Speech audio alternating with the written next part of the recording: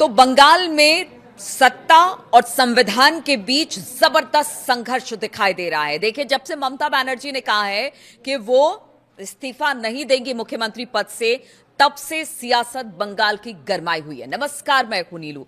और देखिए, ये सियासत इसलिए गरमाई है क्योंकि कल एक प्रेस कॉन्फ्रेंस में ममता बनर्जी ने कहा था कि वो इस्तीफा नहीं देंगी, उनको हराया गया है, वो हारी नहीं है, इस तरह की बात उन्होंने कही। পার্টি আমার সাথে আছে ভুল, আমরা আসামেও কালকে একটা সিট জিতেছি, তারপরে ওখানেও অত্যাচার করতে শুরু করেছে সুস্মিতা দেব আমাকে জানালো। পরবর্তী স্ট্র্যাটেজি আমরা পার্টিতে বসে ঠিক করব। আপনারা টাইম টু টাইম জানতে পারবেন, চিন্তা কোনো কারণ নেই। কেন, কিসের জন্য? আমরা তো হারিয়ে নিয়ে যাব। হারলে আমি যদি শপথ দিতে যেতাম তাহলে আমি রেজিগনেশনটা করতাম। এখন তো কোয়েশ্চেন ডাজন্ট অ্যারাইজ। জোর করে দখল করে যদি কেউ মনে করে যে আমি কি রেজিগনেশন দিতে হবে, no, not that. Now also I want to say that we didn't lose the election. It is their forceful attempt to defeat us. Officially they may, through election commission, can defeat us, but morally I am telling you that we won the election. तो देखिए, इसी को लेकर वरिष्ठ वकील है महेश जेठमलानी, उन्होंने अपनी तरीके से बयान दे दिया है। और जो बयान उनका है वो कहीं से भी उस बयान को हम एक तरह से कह लीजिए कि शब्दों की मर्यादा इसमें नहीं रह गई है, लेकिन जो बयान है वो आपको बताते हैं कि किस तरह का बयान महेश जेठमलानी, जो कि वरिष्ठ वकील हैं, बीजेपी के नेता हैं, उन्होंने दिया है। उन्होंने कहा है कि एक बार चुनाव आयोग द्वारा चुनाव को प्रमाणित कर दिए जाने के बाद मुख्यमंत्री नहीं रह गई है। ममता के बारे में वो कह रहे हैं। उन्होंने यहां तक कहा कि अगर वो इस्तीफा नहीं देती हैं तो उन्हें लात मारकर हटा दो। आप देखिए, यहां पर शब्दों की मर्यादा का बिल्कुल ध्यान नहीं रखा गया है।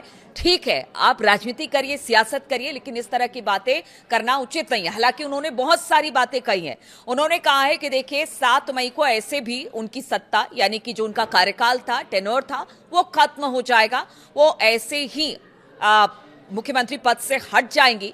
और देखिए, जहां पर जनादेश है, जहां पर लोगों ने जनादेश बीजेपी को दिया, वहां पर इस तरह की चीजें करना ममता को शोभा नहीं देता है। साथ ही उन्होंने कहा कि अगर राज्यपाल चाहे तो पुलिस भेजकर ममता बनर्जी को उठवा ले।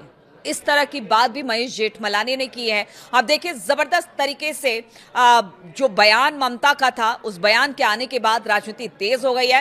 हालांकि जो बड़े नेता हैं, या फिर जो बड़े नेता है पश्चिम बंगाल में बीजेपी के, उनका कहना है कि ममता दीदी कुछ दिन के लिए नाराज रहेंगी, उनका मिजाज ही ऐसा है, ठीक हो जाएंगी। अभी सदमे में है, थोड़ा वक्त लगेगा। दिलीप घोष की बात कर रही हूं, उन्होंने कहा कि सदमे में है और बहुत जल्द अभी सदमे से ममता उबर जाएंगी। लेकिन अभी चूंकि वो इससे उबर नहीं पाई है, इसलिए वो कह रही है इस्तीफा नहीं देंगे। लेकिन बहुत सारे संविधान में प्रावधान है जिसके बाद ममता को हटना पड़ेगा, पद छोड़ना पड़ेगा। बीजेपी आ गई है, उनको मानना पड़ेगा। उन्होंने ये भी कहा कि अरे, इस धरती पर कोई हमेशा के लिए नहीं आया है, जब यहां से जाना है, मरना है लोगों को, तो ये तो एक पद है।